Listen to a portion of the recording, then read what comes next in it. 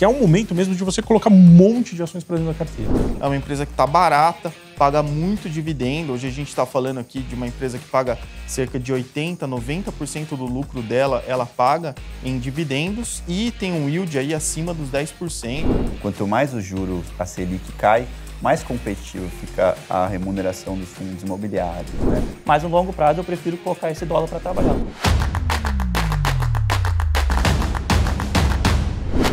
Seja muito bem-vindo, investidor. Seja muito bem-vinda, investidora. Começa agora o segundo episódio do Onde Investir. Eu sou Paula Comaceto, jornalista de finanças, e vou te ajudar a descobrir as melhores oportunidades de investimento para o mês de outubro. E em cada bloco, vamos desvendar juntos as melhores sugestões de investimentos dos analistas da Empiricus Research para ações, dividendos, fundos imobiliários e BDRs. Tudo para que você possa tomar as melhores decisões para os seus investimentos. Vamos descobrir onde investir em outubro? Vem comigo! Sim, chegamos ao último trimestre de 2023 e já entramos naquele clima natalino de panetones nas prateleiras e conversas de como o ano passou rápido.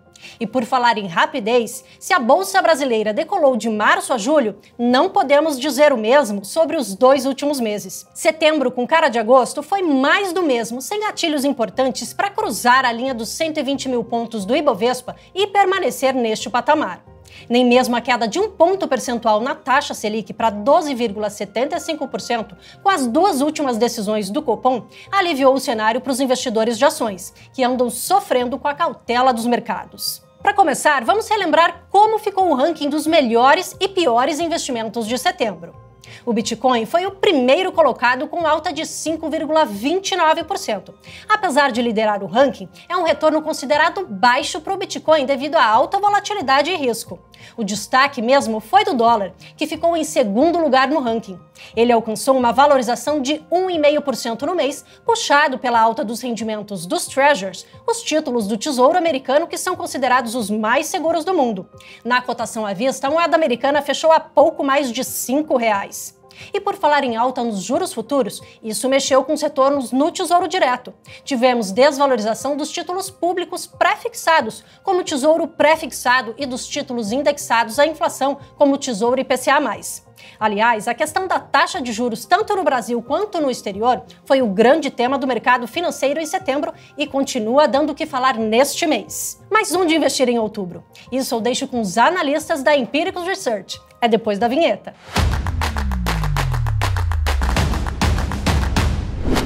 E para falar sobre a carteira de ações de outubro, chamo João Piccioni, analista-chefe da Empiricus Research. Obrigada pela participação hoje, João. Oi, Paula, tudo bem?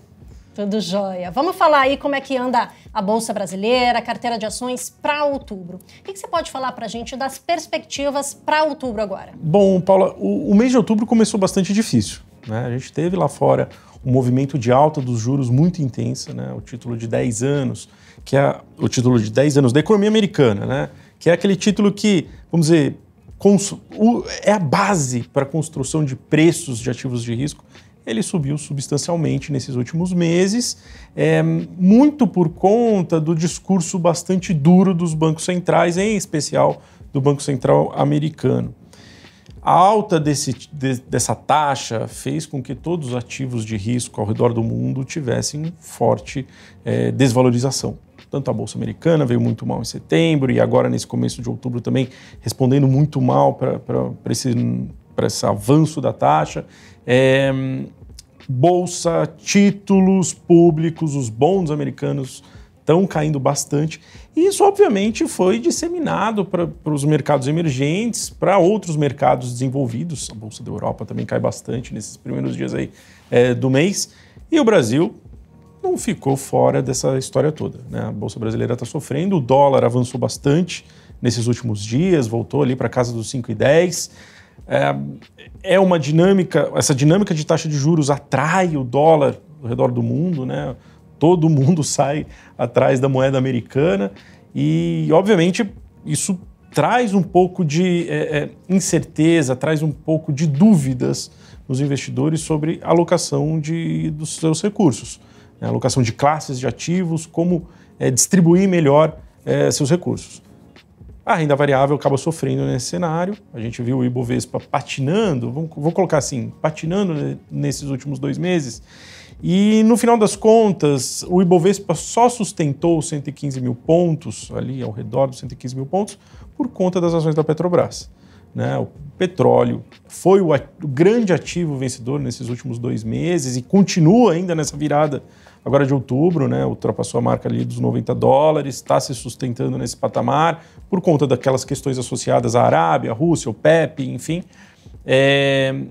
E a Petrobras, de certa forma, carregou o Ibovespa nas costas. Se a gente olha o índice Small, a gente vai ver que a história é um pouco diferente. Lembrando que o índice Small aqui no Brasil tem muito mais desse cíclico doméstico envolvido.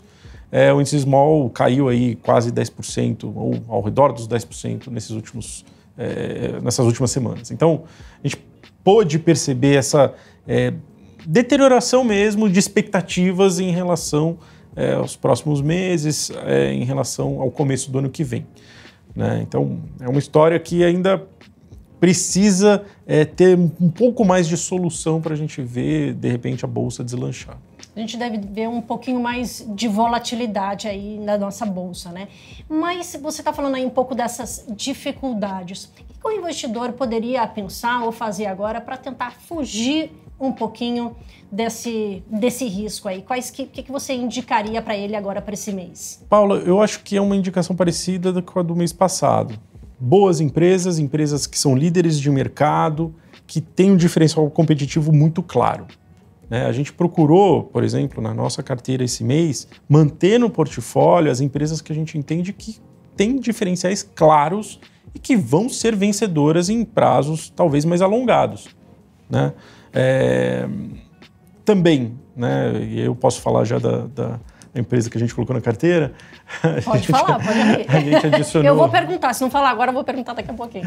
A gente adicionou na carteira as ações da WEG, né, uma empresa líder aí do seu segmento, líder global, inclusive, para dentro da carteira. Uma empresa que tem uma exposição ao dólar, vamos dizer, maior que a média, né? Cerca de 50% do seu faturamento vem dos mercados internacionais. Então, é uma empresa que, de certa forma, traz uma certa descorrelação com o cíclico doméstico e que, para o nosso portfólio, faz bastante sentido. Né? A empresa agora adquiriu uma empresa menor, mas, enfim, que tem atuação nos Estados Unidos, e isso vai destravar um mercado bastante importante para eles.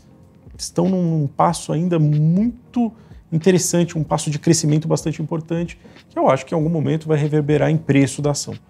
Então foi essa ação que a gente trouxe para dentro da carteira, e o investidor ele tem que pensar nesse portfólio, vamos dizer, de uma forma, pensar de forma diversificada, né? Colocando ali vetores que possam se apropriar de dinâmicas que são favoráveis, né? Como, por exemplo, essa questão do dólar.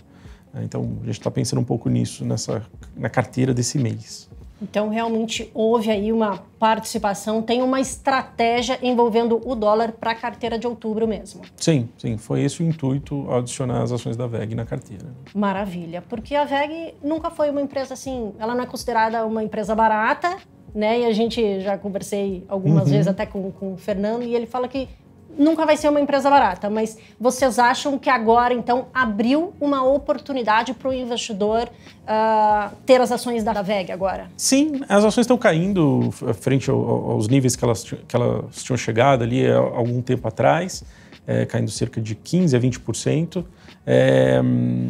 Isso abriu um espaço, óbvio, para comprar, enfim, para aproveitar o momento. E me parece que essa dinâmica macroeconômica ainda vai ficar incomodando por algum tempo.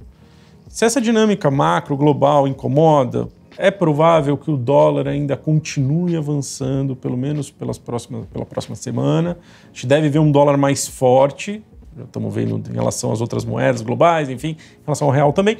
E isso, de certa forma, favorece bastante a WEG, né? Então, um dólar mais forte significa que muito provavelmente o resultado trimestral da empresa vai ser bom e isso vai causar certa surpresa no mercado, enfim, a gente acha que pode ter um espaço sim para as ações andarem, né? O momento agora, Paulo, assim, é um momento do investidor pensar em acumular ações. Tá, então eu falei de VEG aqui, mas quando a gente olha para o portfólio, a gente tem várias líderes de mercado e a hora, me parece, que ela... que é um momento mesmo de você colocar um monte de ações para dentro da carteira. Aproveitar essa janela que se abriu, então, das ações ficarem mais baratas. É isso mesmo. Porque eu acho que, primeiro, as ações caíram bastante, né? Elas devolveram bastante os preços que a gente viu ali em julho, né? Enfim, julho foi o último mês de alta da Bolsa. As ações caíram bastante, abriu um espaço para o investidor adquiri-las e, assim, eu acho que no horizonte um pouco mais alongado de tempo, isso vai dar um bom retorno. Isso significa, então, que o investidor, neste momento, ele precisa ter um pouquinho mais de paciência também? Sim, com certeza, com certeza. Não acho que a resposta da Bolsa vai ser imediata, vai ser rápida. O nível de incerteza lá fora aumentou substancialmente, né? Fazia algum tempo que a gente não via essa falta vamos dizer assim, falta de apetite mesmo dos investidores lá fora por renda variável. Isso está acontecendo nos mais diversos setores, especial da economia americana, né, que é sempre um reflexo para o mundo, né? O mundo repete muito o que acontece lá. E a gente está vendo, inclusive, alguns setores com quedas históricas, quedas que não eram vistas há mais de 15 anos. Então, alguma coisa, existe sim alguma coisa no mercado que vai continuar gerando esse grau de incerteza. Incerteza para a gente que está procurando investimento em ações e que está procurando crescer patrimônio, é algo que deve ser lido como positivo, porque traz a oportunidade para você acumular ativos. Então, tem que pensar no horizonte mais alongado de tempo mesmo e aproveitar para comprar barato. Quando você compra barato, você compra mais coisa.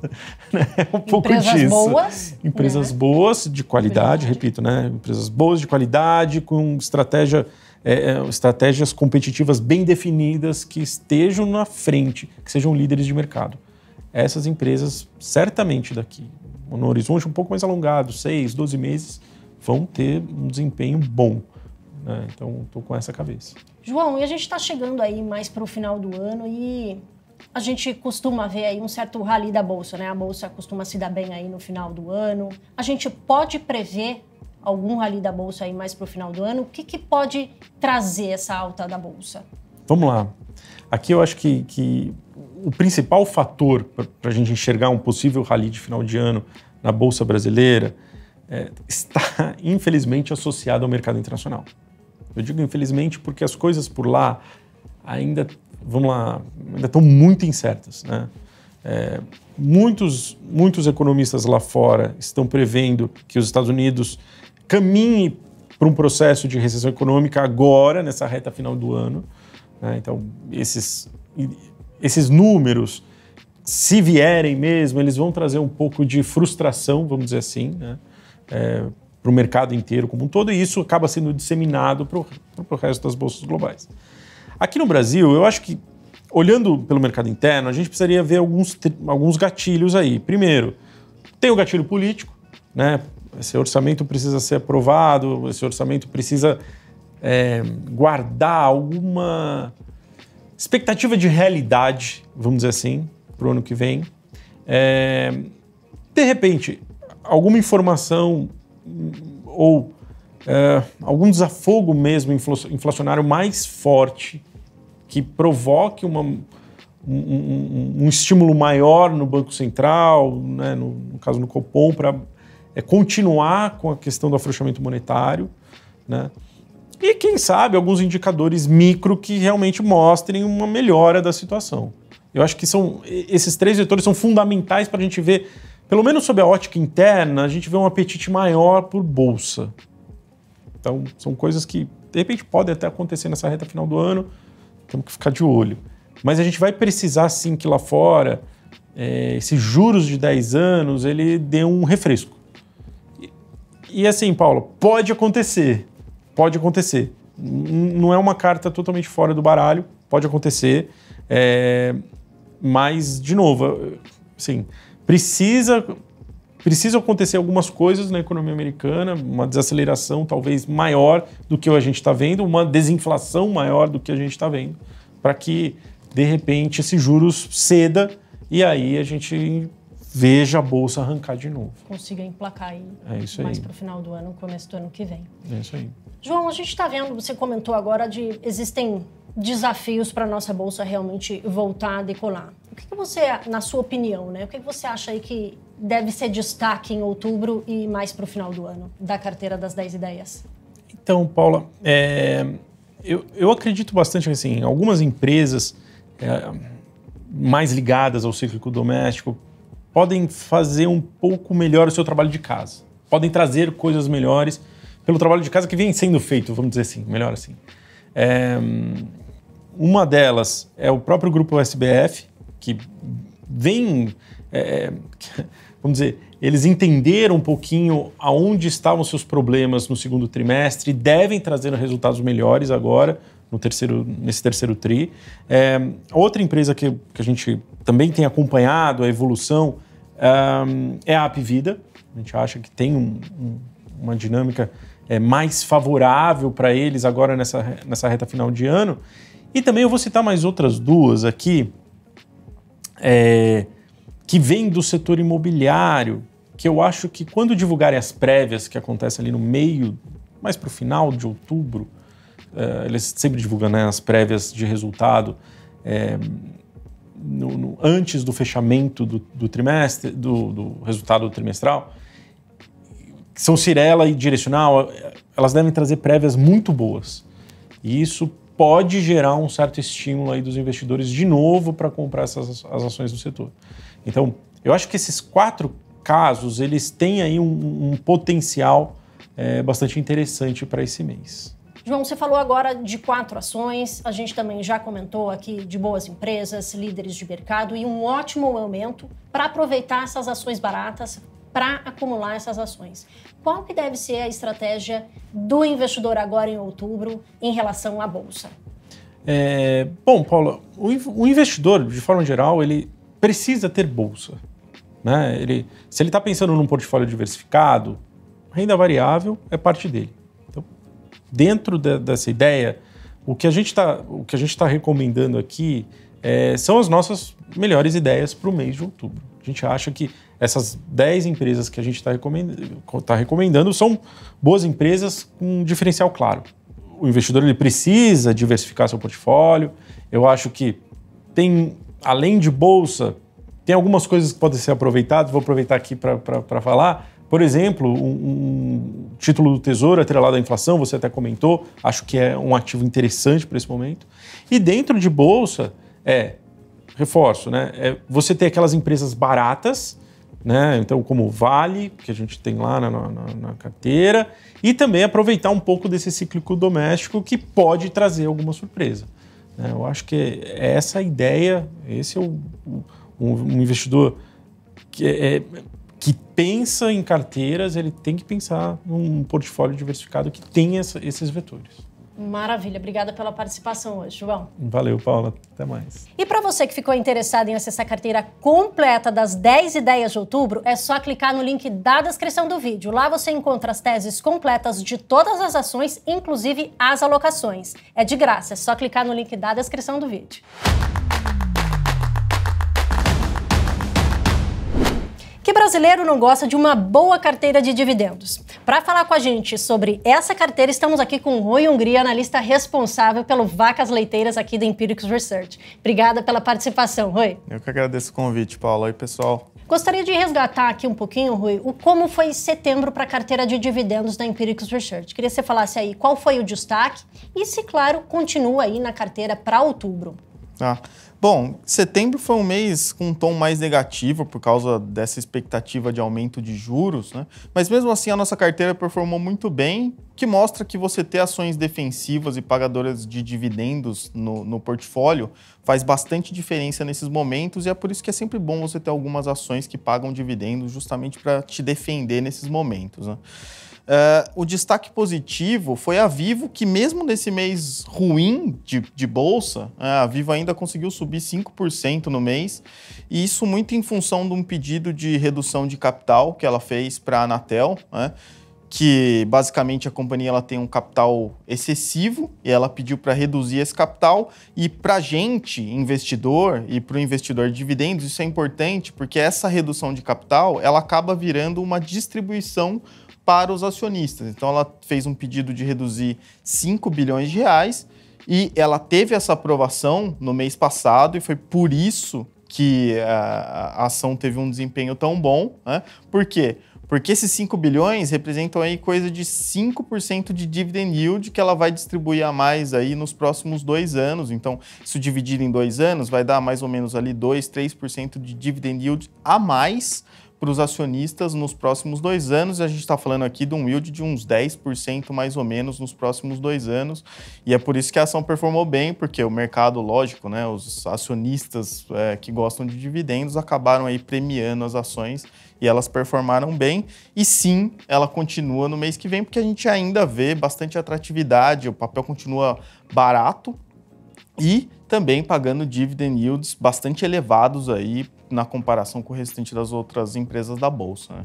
Maravilha. E no finalzinho de setembro, a B3 lançou um novo índice aí das maiores pagadoras de dividendos. Queria que você explicasse um pouquinho para a gente, para o investidor que está assistindo a gente, como é que vai funcionar, é um bom benchmark, o investidor precisa ficar de olho nesse índice, e como é que vocês mesmo, da Empiricus Research, estão olhando para esse índice para, de repente, até colocar na carteira, como é que vocês estão analisando esse novo índice agora?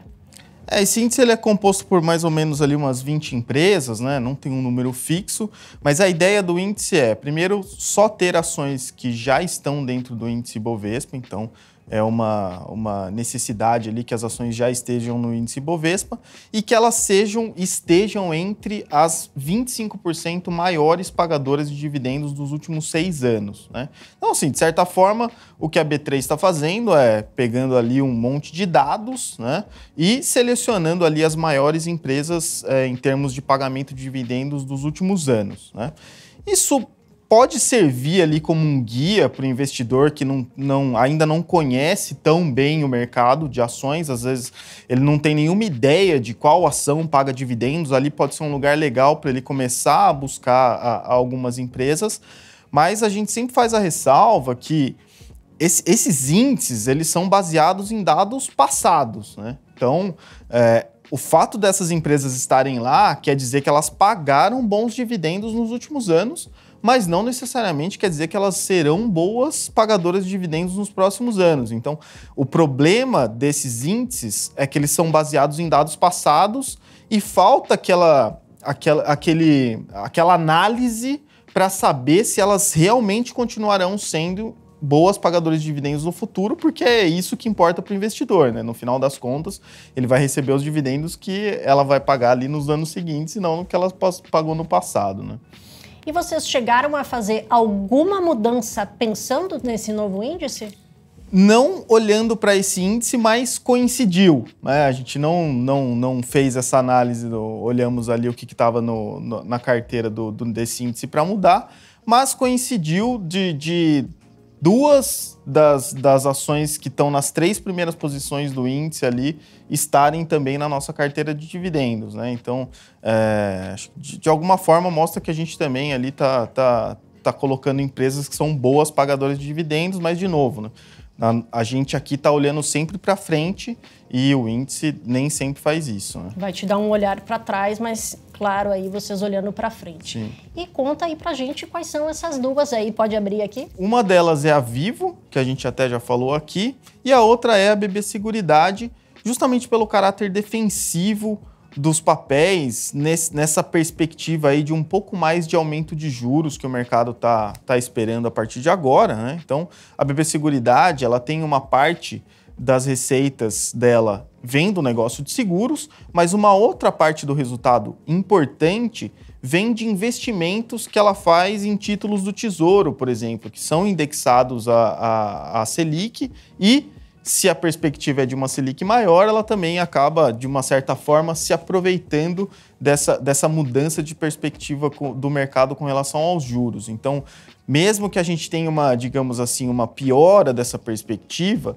ela ainda vai se beneficiar desse cenário. É uma empresa que está barata, paga muito dividendo. Hoje a gente está falando aqui de uma empresa que paga cerca de 80%, 90% do lucro dela, ela paga em dividendos e tem um yield aí acima dos 10%. Então, é uma empresa que se encaixa bem nesse portfólio pagador de dividendos e que não só isso, né? Uma empresa que também está ali preparada para caso o mercado piore, que a gente, obviamente, nunca quer que isso aconteça, mas a gente tem que estar preparado caso isso acontecer, né?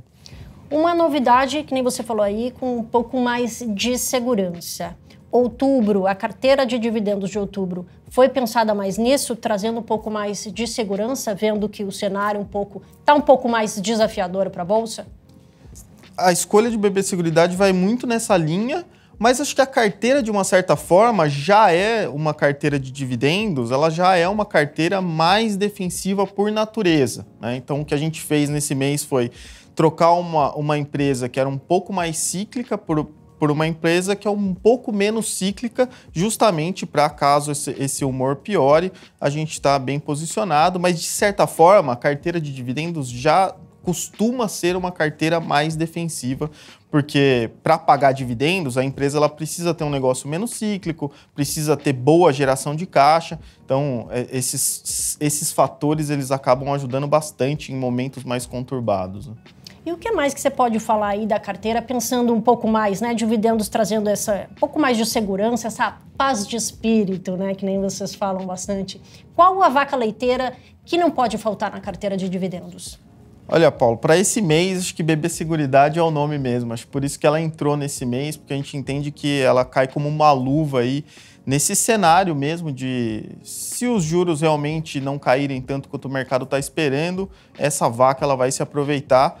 Se os juros caírem, a outra parte do resultado, que é dependente somente do resultado de seguro, também vai bem. Então, essa é para qualquer cenário mesmo. Ganha dos dois lados, né? Não tem perigo com essa aí. Exatamente. Maravilha.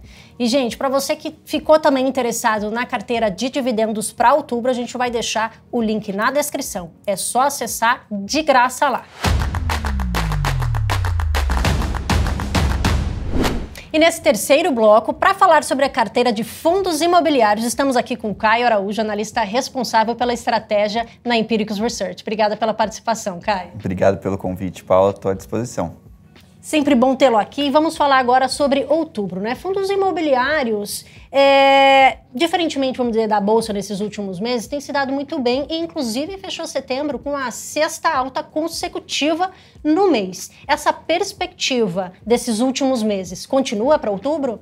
Olha, é um movimento muito discrepante, né, do que a gente vê em outros mercados, né? Você vê o mercado Bovespa caindo nos últimos meses, aí os juros subindo, aí majoritariamente juro longo, né, subindo, né, estressando um pouquinho mais. E o fundo imobiliário conseguiu aí ter uma solidez um pouquinho maior, né? Isso, na minha visão, tem a ver com as características do produto, envolvendo a isenção dos dividendos, envolvendo o estilo híbrido, né, das estratégias. Você tem um mix de renda variável, um mix de renda fixa. Isso gera uma menor volatilidade para o índice. Agora, acho que tudo tem limite. Ele ainda é um ativo listado, ainda é um ativo de risco. E com esse incremento de risco global que a gente tem visto aí nas últimas semanas, aliado a um mercado interno nesse âmbito fiscal, tributário, que ainda não está muito bem definido, hoje a nossa perspectiva de curtíssimo prazo ali é de volatilidade. Então, o investidor, na minha visão, de fundo imobiliário, tem que ter um pouquinho mais de estômago ao longo das próximas semanas, porque pode haver um ajuste, né? As métricas que a gente olha, por mais que com uma perspectiva de médio e longo prazo, o fundo imobiliário ainda seja uma alternativa bem interessante, tanto para capturar queda de juros quanto para dividendos, né, rendimentos, eu vejo esses próximos dias aí com um pouquinho mais de ruído, um pouquinho mais de tensão, especialmente em algumas classes mais sensíveis. Caio, você falou agora dessa questão de volatilidade no curto prazo, né? E aí eu queria te perguntar se existe algum segmento aí que está se destacando, que você poderia afirmar aí como uma boa oportunidade nos fundos imobiliários. Então, a gente tem observado esse movimento de um pouco mais de estresse no mercado. Em paralelo, existem algumas oportunidades ali que a gente acaba encontrando, né? Uma delas, na nossa visão, são os fundos de crédito high grade com uma boa parcela indexada à inflação, né? Ou seja, fundos de CRI, de papel, como você melhor deseja comentar, com IPCA mais 7, IPCA mais 6,5, até IPCA mais 8, com uma boa qualidade de crédito. Esses fundos apresentam hoje descontos em relação ao valor patrimonial. O dividend yield de curtíssimo prazo está um pouco pressionado porque a correção monetária da inflação tem não impactado negativamente, mas tem sido baixa, né? Abaixo da média. Mas logo com a inflação voltando ao normal, né? O normal Brasil, esses fundos continuarão pagando um carrego legal, né? Em termos de rendimento. Então, acho que tem uma breve oportunidade em travar aí uma carteira IPCA mais 7, eventualmente um IPCA mais 8, marcado a mercado ali, nesse momento. E ali você, não vou dizer que consegue se proteger, mas você consegue um equilíbrio melhor na carteira, uma menor sensibilidade a eventos aí no sistêmico, macro, etc. E um carrego aí favorável, né? Para quem está olhando renda, eu acho essencial você ter não só os títulos do Tesouro, IPCA+, mas também um pouquinho ali de crédito privado. E esse crédito privado pode ser encontrado nos fundos imobiliários, IPCA mais 7, como eu falei, IPCA mais 8 até um CDI mais 3. Esses portfólios flexíveis de crédito, com uma indexação um pouco maior em IPCA, mas também em CDI, a gente tem gostado bastante aí nas últimas semanas e aumentamos um pouquinho nas recomendações aqui do Research. E já que você falou de recomendações, qual seria a sua recomendação nesse segmento? A gente trouxe aí como novidade, né, que não é tanto novidade, porque a gente já trabalha com esse fundo há bastante tempo, mas ele vira e mexe e aparece uma janela de entrada interessante para ele, que é o RBR High Grade Rendimentos, o RBRR11. Ele, como eu falei, está nessa classe aí com desconto de 5% sobre o valor patrimonial, uma carteira de crédito aí com mais de 40 CRIs, 95% é high grade, você tem aí taxa média IPCA mais 7, CDI mais 3,5 para a carteira, que é bem distribuída entre indexadores, com devedores, né, conhecidos, né, um risco de crédito bem controlado. Na nossa visão, você tem aí o dividend yield ao longo dos próximos 12 meses, que deve bater na casa de 11, 11,5%. E se você puxar aí para os próximos 3 anos, de acordo com as nossas projeções, uma TIR líquida ali na casa de 12,8% ao ano, o que a gente considera bem interessante, mantendo aí essa isenção dos dividendos e tudo mais. Acho que compensa legal aí para o investidor se posicionar, ao menos aquele investidor procurando renda, eu acho legal. Agora a gente também tem outro segmento que está se dando bem, que é o segmento de shoppings, né? O que você pode falar desse segmento e se teria alguma recomendação? Nós gostamos dos shoppings aí há bastante tempo. O shopping tem sido uma das nossas preferências em termos de alocação de setores no mercado imobiliário como um todo, não só fundos imobiliários. É um setor que tem se recuperado de uma forma surpreendente desde o final da pandemia, vamos dizer assim, se ela eventualmente terminou assim para determinadas operações. Ainda existem algumas exceções, mas de qualquer forma, você vê um nível de ocupação muito melhor nos empreendimentos nos últimos 18, 12 meses. Os proprietários conseguindo passar preço para os inquilinos, apesar do IGPM ter essa volatilidade. Acho que os shoppings retomaram, vamos dizer assim, um patamar de confiança para os cotistas que eles tinham antes da pandemia, que eram uns portfólios super bem distribuídos, com risco de crédito baixo, diversificação entre os inquilinos e gestões profissionais, né?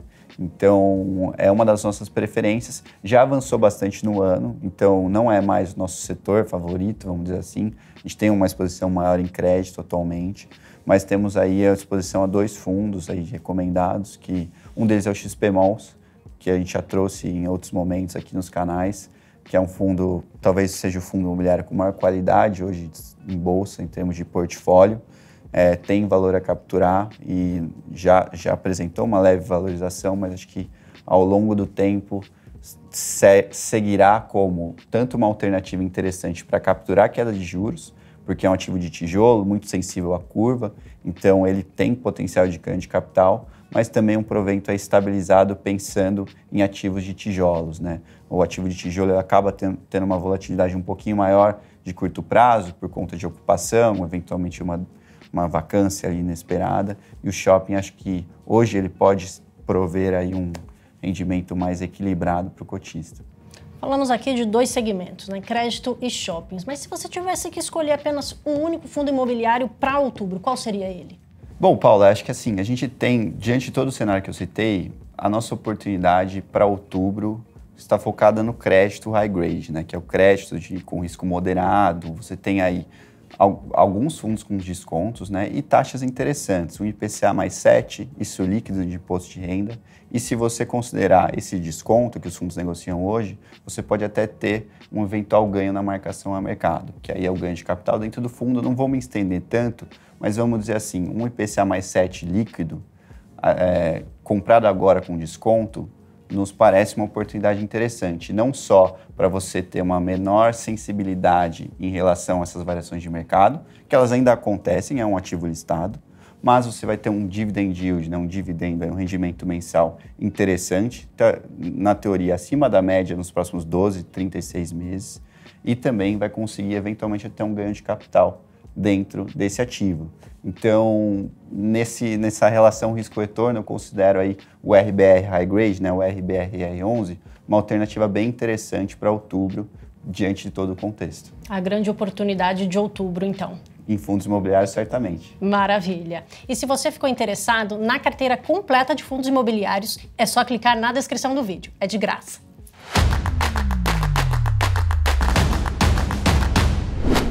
E nesse último bloco, vamos falar da carteira de BDRs. Estamos aqui com o Enzo Pacheco, analista de mercados internacionais. Seja bem-vindo, Enzo. Obrigado pelo convite, Paulo. É um prazer estar aqui. Prazer é nosso.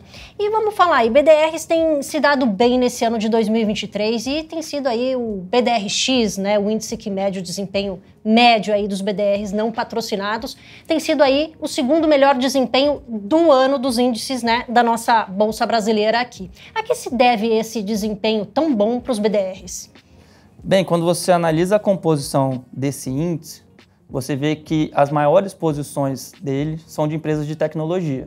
Então, se você for pegar lá as 10 maiores empresas, 8 são empresas conhecidas do grande público. Então, a gente está falando de Apple, de Amazon, Microsoft, somadas elas representam 43% do índice. Curiosamente, é o mesmo peso do que o índice Nasdaq, né, que é aquele índice que todo mundo conhece, que é o índice internacional de tecnologia. E aí, quando a gente analisa, né, desde o começo do ano, todas essas empresas surfaram aquela onda de inteligência artificial. Então, primeiro você teve também, né, aquela questão dos bancos centrais, dos bancos regionais americanos, os investidores correram para as empresas tidas como mais seguras. Essas empresas, naquele momento, elas eram as mais seguras porque são as maiores, têm grandes níveis de receita, grandes níveis de lucratividade, grandes níveis de caixa. Então, os investidores preferiram não correr muito risco e apostaram nessas ações. E depois você teve o boom de inteligência artificial que acabou também levando essas empresas, essas ações para patamares, né, bem altos. Assim. Se for ver no ano, essas ações chegaram a valorizar mais de 50%, em alguns casos até mais de 100%.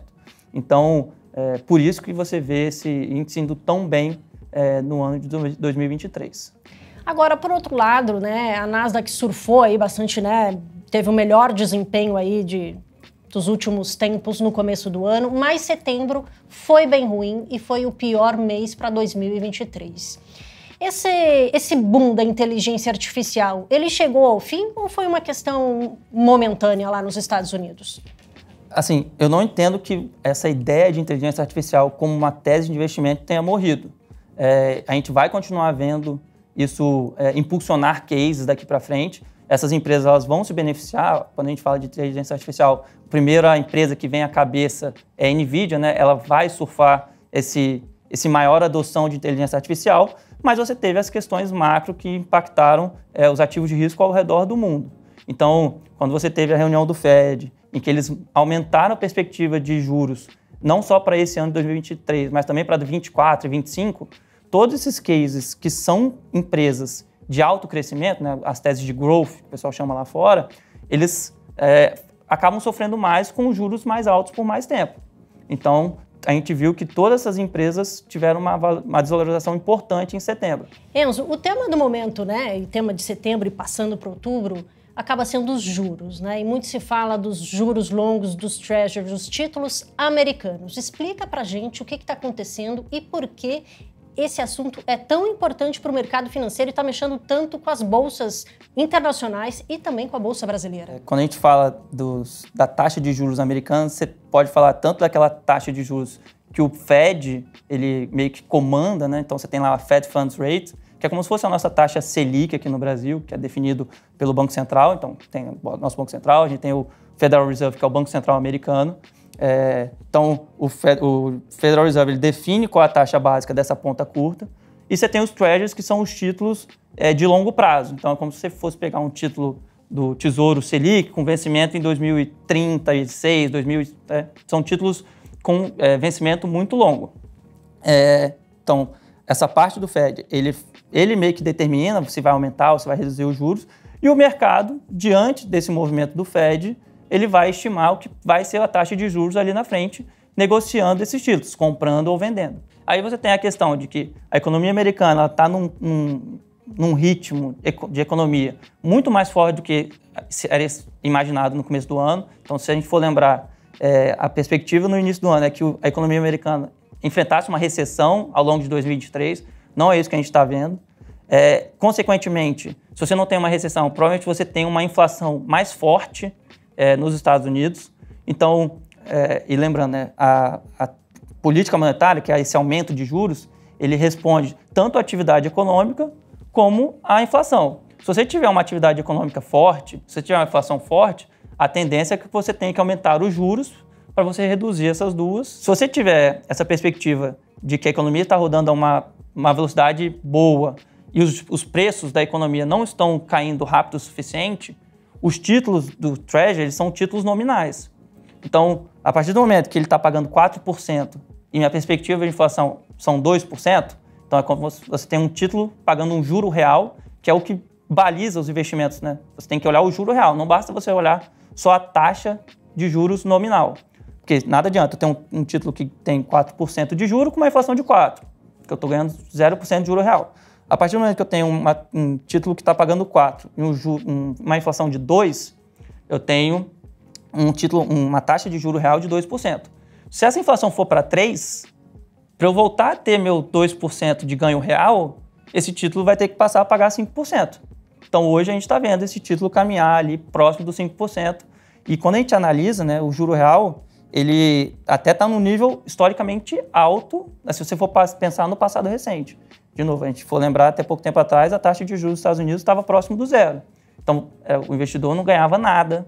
E hoje ele já está ganhando um juro real positivo. Então, é por isso que você viu esse ajuste na taxa de juros. Aí você me pergunta, mas o que isso tem a ver com as ações, né? Ações americanas, ações internacionais ou ações brasileiras? Porque essa taxa básica, ela baliza todos os investimentos ao redor do mundo. E aí também a gente tem que pensar de uma maneira um pouco mais objetiva. Como eu falei, até pouco tempo atrás a taxa de juros estava no zero. Então, os investidores eles assumiam maiores riscos, porque entre comprar uma taxa de juros, um título com taxa zero, ou comprar uma ação que ela pode se valorizar 10, 15, a ação não tem determinação, né? A ação pode valorizar como desvalorizar. Então, você viu os investidores correndo atrás de risco. É o mundo que não tinha alternativa, é o famoso TINA, There is no alternative.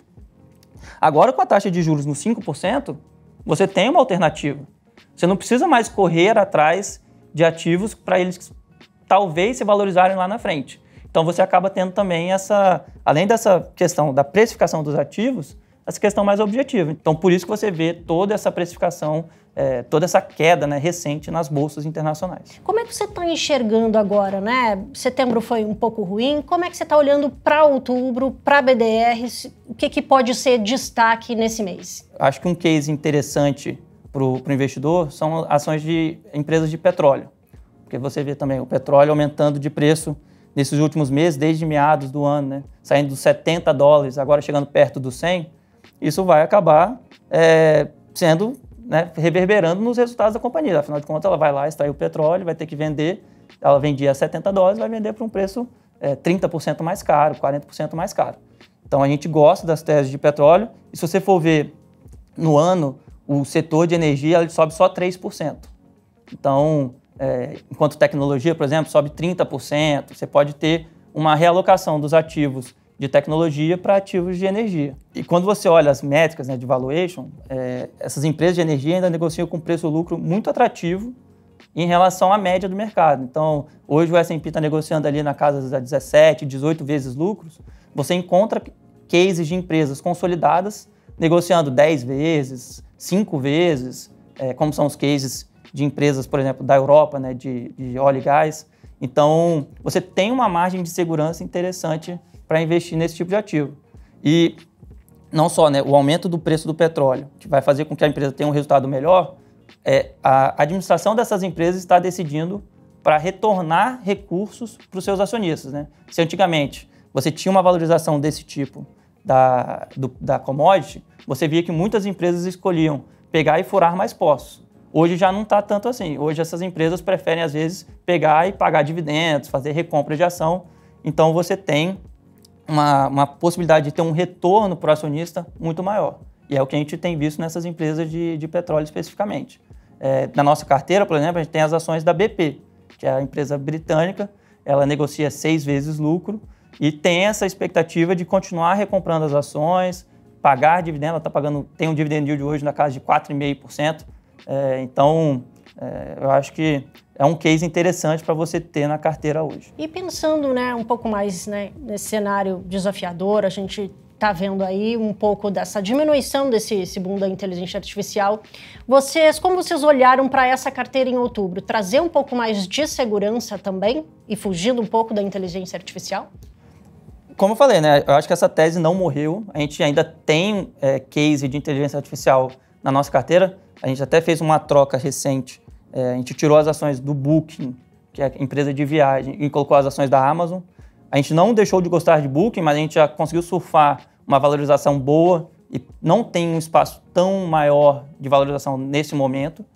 E a Amazon, além de ser, né, a Amazon que a gente conhece como um todo, ela recentemente, por exemplo, ela fez um investimento numa empresa de inteligência artificial, uma rival da OpenAI, que é responsável pelo ChatGPT. Então ela está buscando ferramentas dentro da inteligência artificial para melhorar os seus negócios.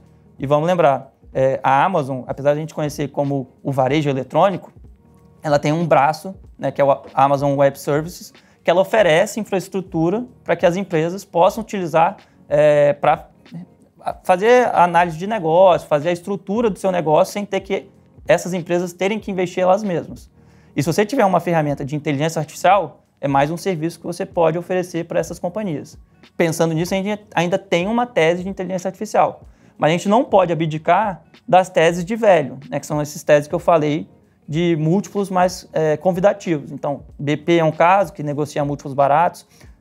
Outra case que a gente gosta hoje, que tem uma mescla de velho com growth, são as ações da Nike, né? Todo mundo também conhece a varejista de moda atlética, que inclusive soltou resultado recentemente, e ela já mostrou que o problema que ela vinha tendo com a questão dos estoques, por exemplo, que ela montou um estoque muito grande na pandemia, e aí ela não conseguiu vender, teve que começar a promocionar muito, isso parece já estar sendo solucionado. Então, se a empresa está sinalizando que ela vai ter um crescimento de receita, ela vai conseguir manter a sua lucratividade, aumentar a sua lucratividade, então os investidores ficaram animados e correram para comprar essa ação.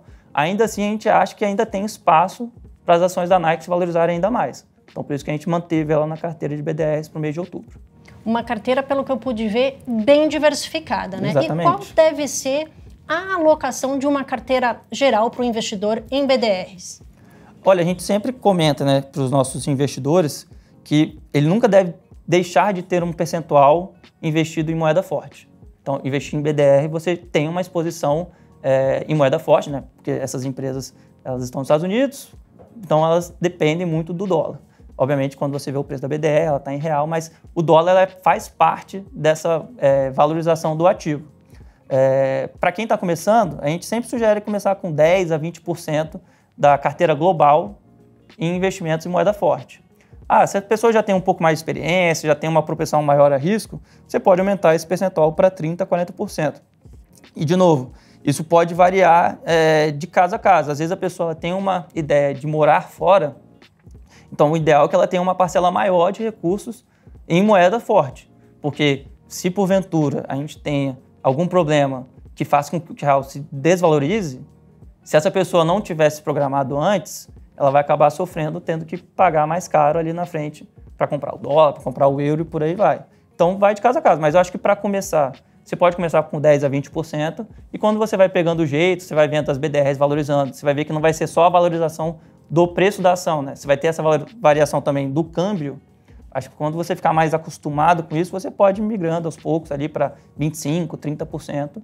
E esse caso, como eu falei, né? Se a pessoa um dia resolver, por acaso, querer morar um tempo fora, ele tem que ter uma parcela um pouco maior. Mas eu acho que basicamente é isso. E falando em dolarização, né? A gente viu também uma valorização do dólar frente a outras moedas, inclusive euro, libra também. Isso beneficia os BDRs agora em outubro? Sim. Então, como eu falei, se você for pegar a cotação do BDR, ele é formado por duas variações. A variação do ativo subjacente, ou seja, eu tenho o BDR da Apple. Então, o BDR da Apple nada mais é do que um pedaço de uma ação da Apple lá fora. Se essa ação se valorizar 2%, esse BDR ele teria que se valorizar 2%.